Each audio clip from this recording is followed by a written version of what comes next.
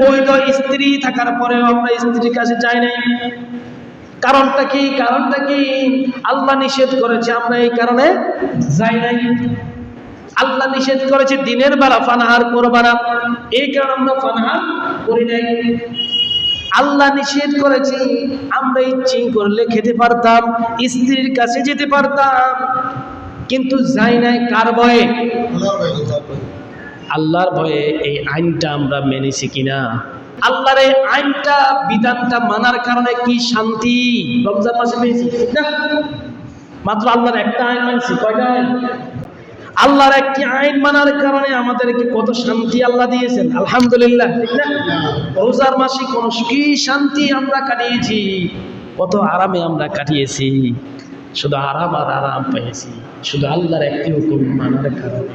একটু লক্ষ্য রাখেন, যদি আল্লাহর একটি হুকুম মানার কারণে এত শান্তি, আল্লাহর প্রত্যেকটা হুকুম যদি সমাজে, রাষ্ট্রে যদি আমরা মানতে পারতাম, তাহলে আমরা কি সারা জীবন আমরা শান্তিময় থাকতে পারতাম কিনা? থাকতাম না?